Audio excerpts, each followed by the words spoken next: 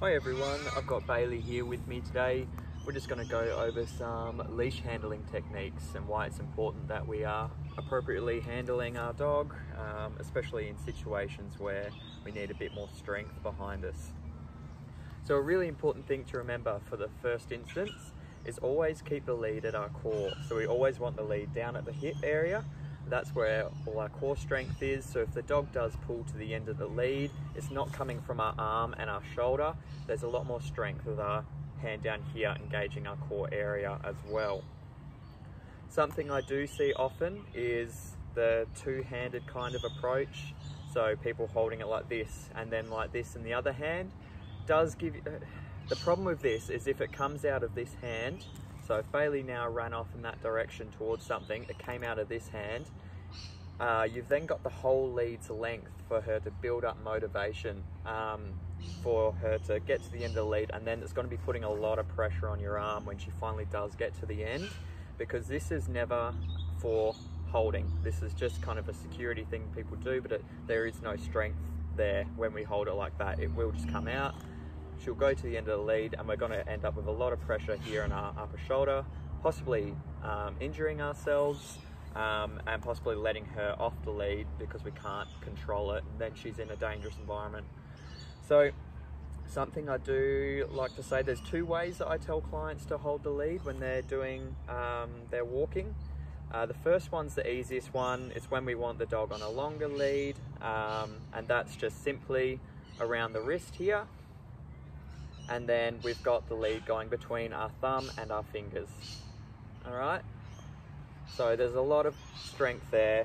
That lead's not going anywhere. So around the wrist and between the thumb and the fingers. The second one takes a bit more practice to get used to, but I find it extremely effective. So the second one that we're going to do is we have our, place your hand out like this and put the lead over the top. What we then want to do is get the lead that's on the outside of our hand and put it on the inside. So it's just looped around the top finger there. We then bring the loop of the lead and we bring it back up into our hand. That is not going to go anywhere. You've got a lot of strength there in there.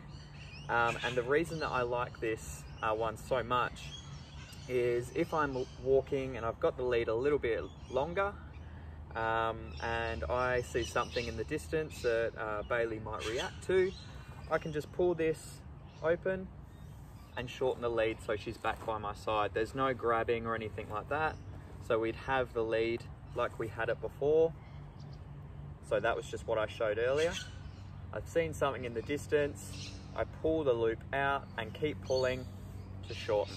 And now she's back at my side and I can control her as I need to control her. So go back, watch that in slow motion. I'm just going to bring my hand up nice and close so you can see it again. Hello, she threw me off balance. So hand out and then through over the finger like this, and loop is up. That is your original, that's your starting point for when you're using this lead handling technique. And when you need to shorten the lead, you just pull the loop out and then keep pulling down to what you want. So that's pretty simple, but it does take practice to make perfect, but it's really, really effective, especially if you're in a situation where you need to use a bit more defensive handling. So you need some more strength behind yourself there in situations that aren't desirable. So very, very important that we get our heads around these and that we are using those lead techniques to give us a bit extra strength. Okay, I hope you enjoyed this video. I hope it made lots of sense. If it didn't, just send me a message and I'm happy to discuss. So see you, Bailey.